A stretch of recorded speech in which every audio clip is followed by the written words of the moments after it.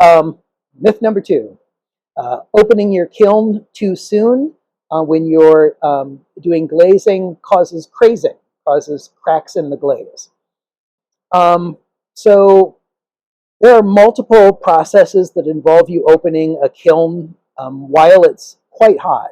Raku firing is one of them. Another one is fuming the kiln. And neither of those inherently cause cracking. um, so what causes crazing in a glaze is generally that, and most glazes have some kind of crazing in them. Often you just can't see it. But I, heck, I would say probably 90% of glazes have some kind of crazing. Crazing is a fit difference. So the glaze is shrinking slightly different from the clay body, and so it crazes. Or it's just crazing sort of naturally as it's cooling, but it's not fast cooling that's causing that. If I have a glaze kiln, let's say an electric glaze kiln, and I wait until it no longer has color, the glaze is no longer reacting, it's no longer forming crystals, and all of the heat is inside,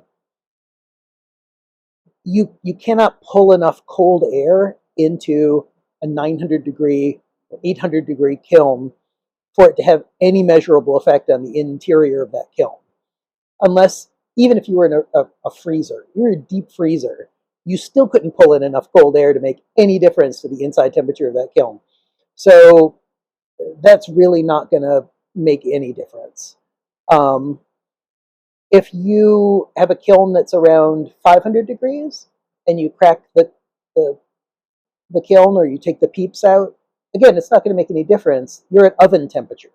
Can you open your oven without your pie dish exploding? Absolutely. It's not going to do anything. Can you even take your hot pie dish out of the oven and just put it on the top, on the stove top, to let it finish cooling? Absolutely. Ceramics and glass don't don't respond at those lower temperatures. We think of 500 degrees as hot, but it's not hot for ceramics. It's a very low temperature to ceramics or glass. Related to that myth,